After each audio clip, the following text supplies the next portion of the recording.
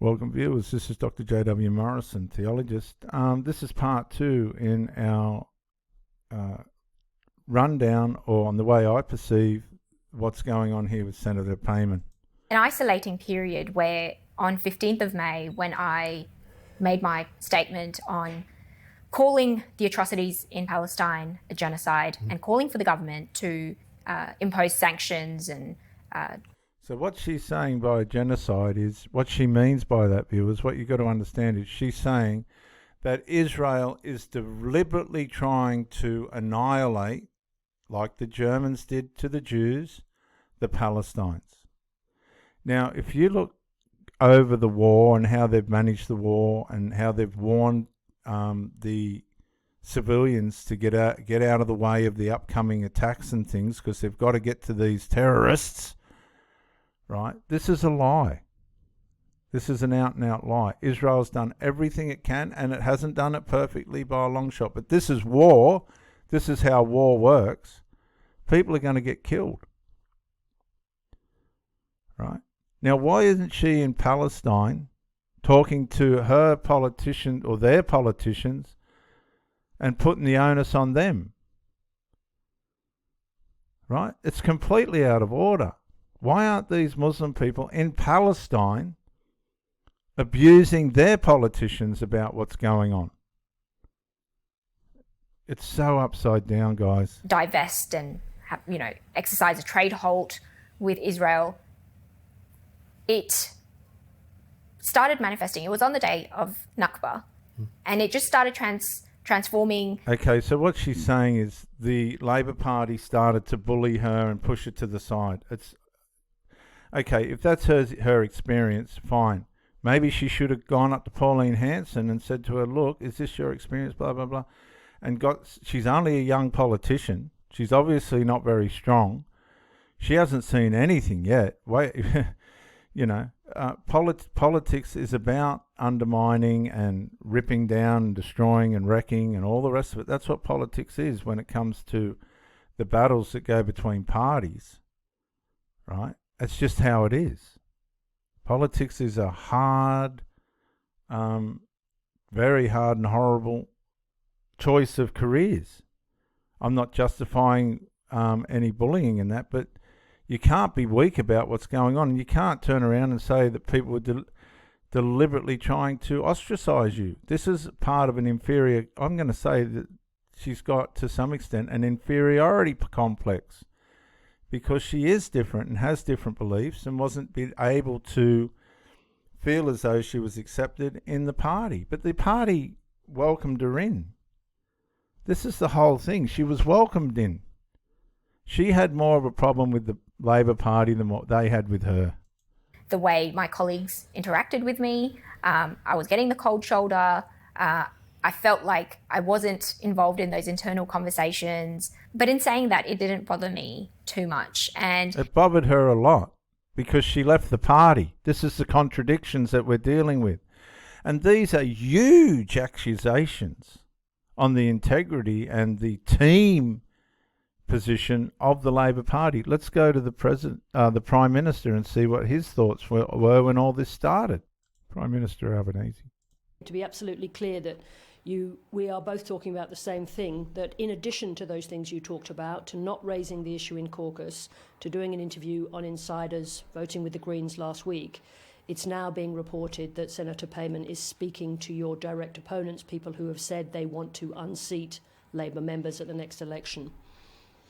Well, Senator Payman is responsible for her own actions. Can someone like that remain in the Labor Party? And is accountable for it. Well, Senator Payman has been suspended from participation in the caucus. I think it is unfortunate. And I've got to hand it to Anthony Albanese. That's one of the first signs that he's ever shown that he has some conscience about the way his party is run. He's been very weak in his overall performance as a Prime Minister. But here he is showing that he will toe the line if he needs to.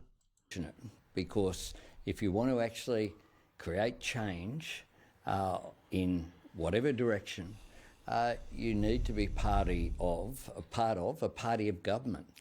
Senator Payman had the privilege of being elected as a member of a party of government. And let's not forget that this man, our Prime Minister, probably against better judgment, has given this lady a privilege and an opportunity to serve in our parliament, right? And she's abused it. She's now thrown all these people under the bus. She's thrown the whole Labor government under the bus as being bullies and bullying her and abusing her. And here it is from the horse's mouth. And it is a pity that she has chosen not to participate as a team member. At no stage has there been anything raised in the caucus by Senator Payman, for example, about our policy on the Middle East. How long do you think she's been having negotiations like? Okay, so that was the end of that interview because he changes the subject there. But you can see Anthony Albanese was on the side of this woman. But if she goes into crossing the floor and all that and thinks that she's just going to have her ego stroke for that, that's not going to happen. She was disciplined. She hasn't liked it. They knew that she was devaluing the Labor Party. They knew that she was probably going to discard the Labor Party. It was all predictable by way of behaviour, and this is the consequential result. It wasn't until I decided to cross the floor last Tuesday that intimidation such as physically being escorted to the Prime Minister's office for a telling off. Okay, so that means she was manhandled, right? What she's saying is she was manhandled to the Prime Minister's office and abused. That's a massive accusation, and the Prime Minister needs to respond to that. She is saying that she was bullied, manhandled, and abused in the Prime Minister's office for an act of rebellion, which it was. Don't underestimate the fact that she crossed the floor. That's sacrilege. As in terms of turning against her own colleagues and direction of the team of the Labor Party. That I found quite, condescending. It almost gave you the vibes of a young, troublesome student being taken by the teacher to the headmaster's office. Well, actually, that's what it is. You're a young senator that has a lot to learn, and you were taken to your leader to be given probably some instruction and correction and inspiration and whatnot, and it hasn't suited her. It just hasn't suited her. Because a lot of people were staring and glaring. Well, what she's forgotten, viewers, is a lot of people would have been staring and glaring when she crossed the floor in defiance of her leaders and colleagues. In addition to that, there's been instances where people have constantly, or my former colleagues would constantly message me, what are you planning on doing? Are you crossing the floor? Are you not crossing the floor? What decision have you made? And in recent articles I've been reading that it's almost like they were ridiculing the fact that I, in confidence, told them that I'm praying and I'm reflecting on my duties as a Muslim, but also as... Okay, so it's a religious matter. Now, people have said this is not a religious matter.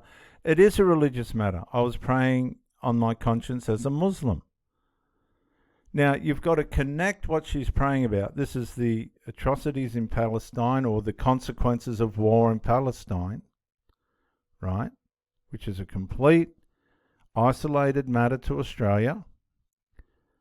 And how she doesn't think that her colleagues' view of that is good enough for her perspective. All right?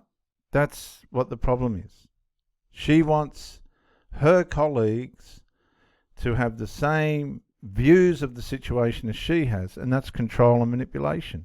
A citizen of this country that values human rights and has a moral compass, like, this is a big decision whether I should cross the floor or not.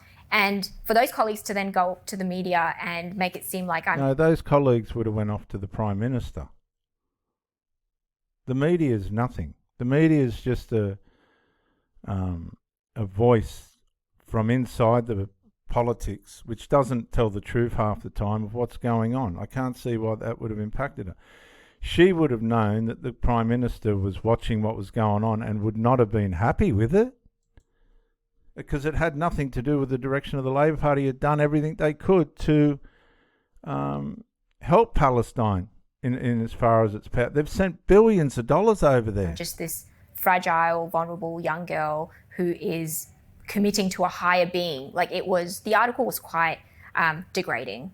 And I just want to put it out there that just because you're a person of faith doesn't mean that, you don't have principles, or that you will impose your beliefs onto others who may not have the same beliefs. Well, she has. She did impose her beliefs, because that's why she left the party. They didn't believe at the level she wanted them to. That's the whole point here. They weren't Muslim enough for this woman. But there is room for people of faith. I mean, we start our days in Parliament with the morning prayer. I mean, I read my own prayers, but it's a symbolic moment for us to reflect on our duties to our constituents. And it's... Yeah, but hang on a sec, viewers. Are her constituents the people of Australia, or are her constituents the people of Palestine? Ask yourself, look how messed up this is.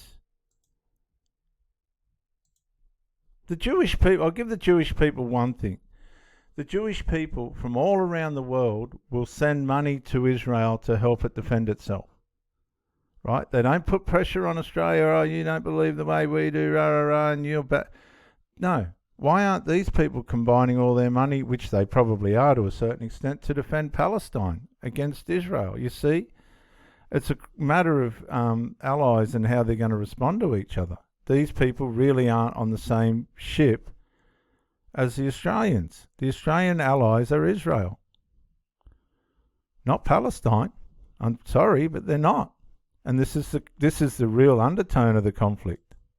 It's been a really difficult but interesting time to actually navigate through this political It sure has. dynamic. When you say you were treated like a schoolgirl being taken to the headmaster's office, what did that feel like for you? It was very patronising and condescending. I thought to myself as I was walking and receiving the glares and, stares of random people in the hallways, would this have happened if I was an Anglo-Saxon woman? Yes. Yes, it would have. That's the whole point. Yes, it would have. Yes, it absolutely would have, and it absolutely does. 100%. So you're not the victim. I'm not sure if the age is a factor, but... Age is not a factor. Somebody needs to counsel this woman. Definitely felt very isolating, and it wasn't the best feeling. Of course it's not, because you're going against your colleagues. You're going against everything that you're supposed to represent and stand for. You have thrown yourself under the bus as soon as you cross the floor.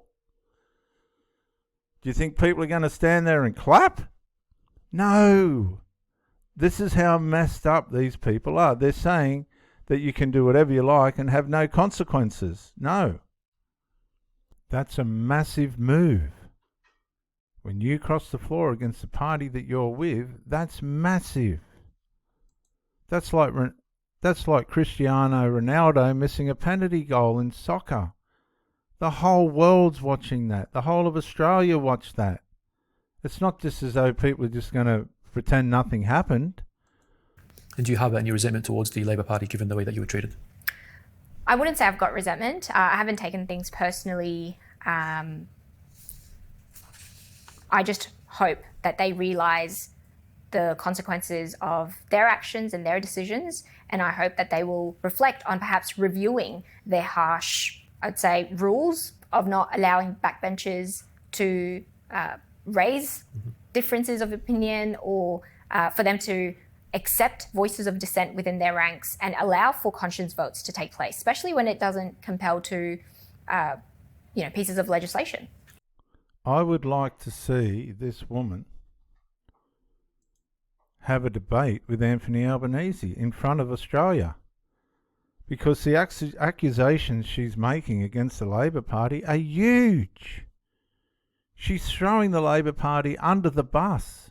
She's saying, well, I hope, they understand the consequences of their actions. What are the consequences of their actions? You leaving the party? You walking away from the party? What are you going to turn? Well, you've turned against the party. You're going to take a stack of Muslim. You're going to take probably all the Muslim votes away from the party. Is that the consequences that she's talking about? This is heavy stuff, man. These kind of comments and things like this. She has thrown the integrity of the Labor Party under the bus. Conscience votes to take place, especially when it doesn't compel to, pieces of legislation. Now, there's been significant media coverage around your position, and you've been subjected to an intense sort of media scrutiny and criticism. Some outlets have called you, have said, calling you a rat within the ranks, rogue, rebel. Others have attempted to discredit your position for previously supporting our own channel, One Path Network. What do you have to say about this media campaign? Look, it's clearly a smear campaign to discredit what I'm doing or pigeonhole me into a Muslim senator who only cares about Muslim issues. That isn't a case. When I pledged to be the voice of West Australians, Western Australia is a massive state with a diversity of people who've got different views on things. And for me to come in and want to... Hey, I don't know, like if I was just a Western Australian, bricklayer, whatever, I wouldn't have a clue where this woman's coming from. Represent their voices, I need to be cognizant about those views. So for media outlets out there to just pick and choose without the broader context... Well, we don't have to pick and choose without the broader context. We've got the broader context now. The problem is the Labor Party's view of Palestine, which the Labor Party completely aligned with what this woman says her beliefs were. As I said before, they went against their... They dragged the Israeli ambassador in and scolded him and threatened him that we won't even be their allies if there's retaliation against Hezbollah. I can't understand what this woman was trying to achieve or what she wanted out of our politics, out of our nation. She has thrown all the privileges and opportunities and everything else that Anthony Albanese, as the leader of the Australian Labor Party, and all his colleagues and constituents, regardless of whether they're Western Australian or not, under the bus. She's completely demoralised and undermined the team that she was in. Timelines of when things have happened is just poor journalism. Well, it's not poor journalism now because she's exposed herself. You initially made history as the first Australian hijabi parliamentarian, and you were celebrated for being an Afghan-born migrant who became senator at the young age of 27. Anthony Albanese has, stated, and I quote, "Our diversity is our strength." Yet after crossing the floor, you boldly stated that you were not elected as a token representative of diversity. Now, do you believe that the Labor Party's approach to diversity is inconsistent? Yes, there has been inconsistencies, and... No, there's been lines drawn. The difference between inconsistencies and lines drawn is that the flexibility to work in with multicultural people, even in so far as Anthony Albanese gave this woman an opportunity, despite the fact that she still could have had Afghanistan nationality. And she still could have been a citizen of Afghanistan, which is against Australian politics, and I think they're looking at that now. This is just so far out of order. It's not fair. And I'm a Liberal. If I vote, I'd vote for Pauline Hanson, but my family were always Liberal. Malcolm Fraser and all them, John Howard. This is so far away from the Australian spirit of things. It's just, oh my God. There's been instances where I've been sent to international delegations to paint a particular picture of Australia. I've also been utilised. Well, she's not painting a very good picture of Australia at the moment. As damage control when an electorate office has sent a pro-Israeli standard response to a Muslim Palestinian family who's grieving the loss of dozens of family members in Gaza. So Yeah, but the Jewish people aren't running around defacing the war memorials of Australia and all this, and ruining the offices of politicians and things like this, are they? So it's those situations where I feel like I'm only there to serve a particular purpose. And that's what you were getting paid to do a job as a politician. Rather than actually accepting the voice of dissent that I brought to the table and said, you know what, this is a line I'm drawing, and you cannot have multiculturalism and the diversity without the diversity of views and not respect those views and allow them to make stances like perhaps crossing the floor and voting on their conscience.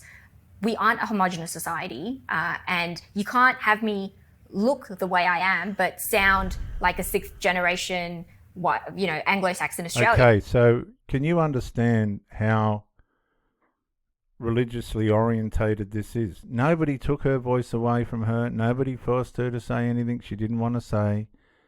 And now she's saying that they're forcing her to be like a sixth generation Anglo-Saxon. That's not true. If you're in a party, a political party, you do have to share the same voice.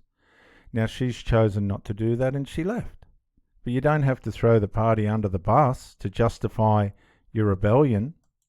So it's very important for that diversity to be implemented in the structures that we see around us, whether it be in the workforces, in the policies. Okay, so she's asking about diversity and this, that and all the other, but she doesn't like the Jewish and what about the Chinese and all this? Our diversity is probably one of the most multicultural diversities in the world. Or in the way we handle the diversity of views that we bring to the table. No, she's As the losing youngest away. woman in Australian Parliament at the moment, do you believe your voice was silenced?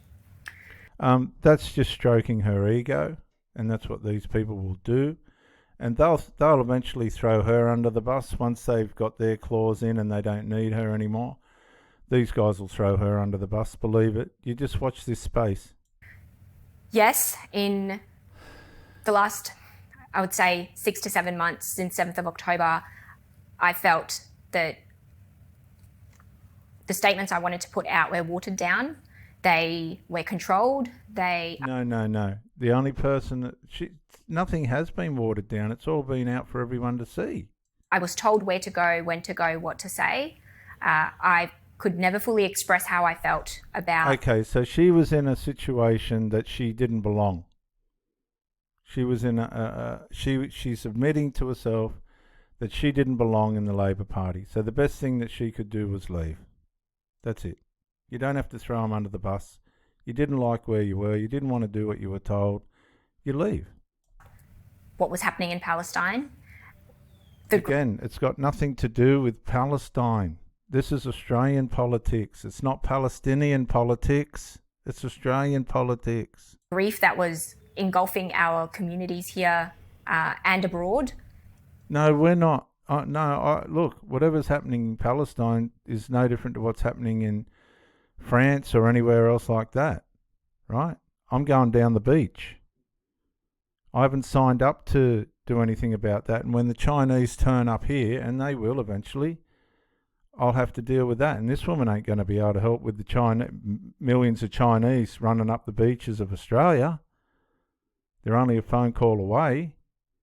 Can you see how self-centered all this really is?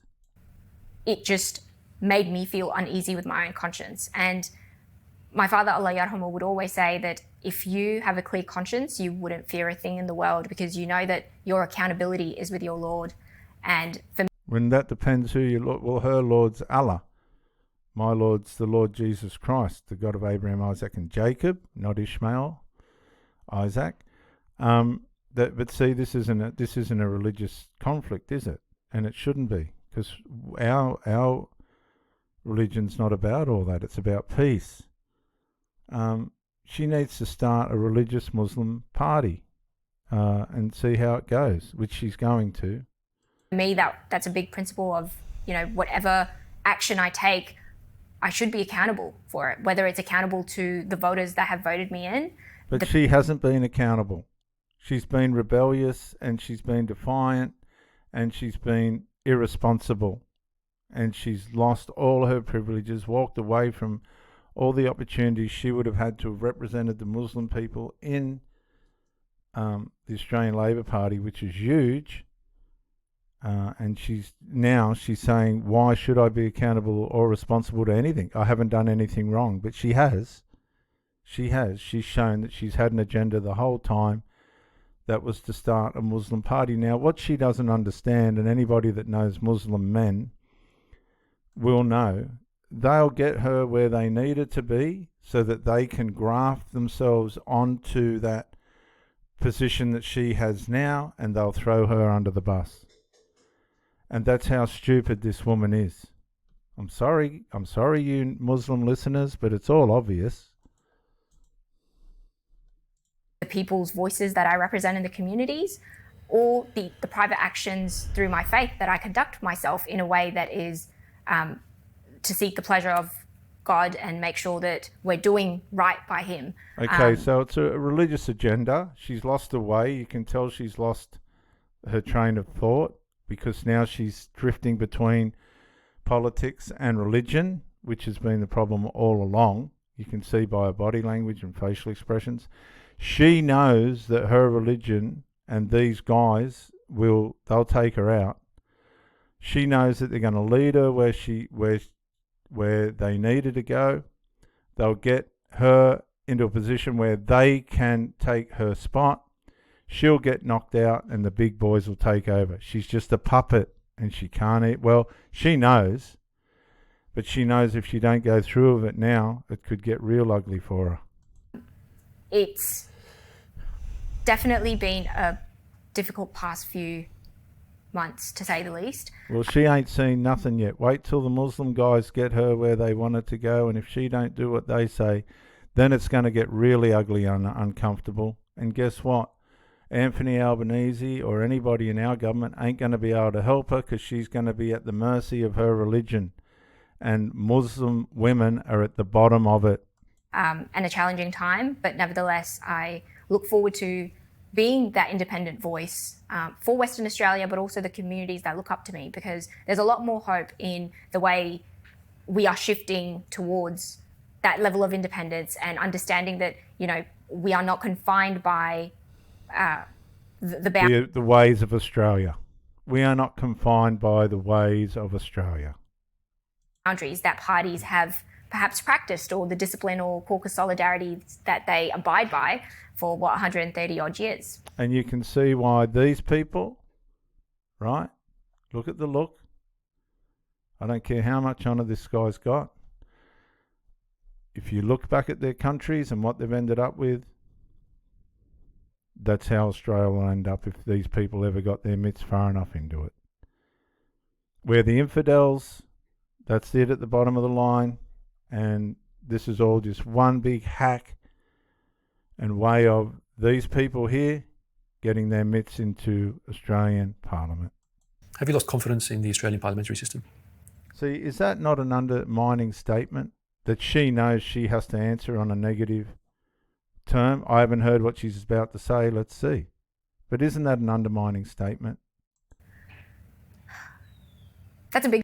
Yes, it is a big question because now she can't sit on the fence. She's either going to be Muslim or Australian. Statement. I would say there's hope in the younger generation utilising the resources in their at their disposal to really understand, educate themselves about our political system, and find ways of ensuring that there is representation in all levels, so that's local level, state and federal, to put their hand up, whether that may be as an independent candidate or as part of a party. That's not answering the question, is it? She can't, because she'll put her foot in it that if she their values align with. And it's clear that we're seeing a shift towards perhaps more independence. The two-party system seems to not be as effective in governing, but also in the way it's silencing voices of dissent within its own ranks, and depriving the voices of rank and file members and those on grassroots level to really reach the top. We are here to represent people on the ground And So are they, but this is how politics works, and it hasn't suited her. But this is how politics works. She's put herself so far out of the circle now, the only hope that she's got is the Muslim people to rally around her. But as I said, as she gives authority to Muslim men, they'll overtake her and she'll get knocked out. She doesn't know what she's in for, this woman. that needs to happen when you can fully represent people without perhaps strings attached or having restrictions and boundaries by your party. Okay, so there is restrictions on how far the Muslims are allowed to go in the Australian country. I'll catch you on the next session. It'll be our last session, session 3.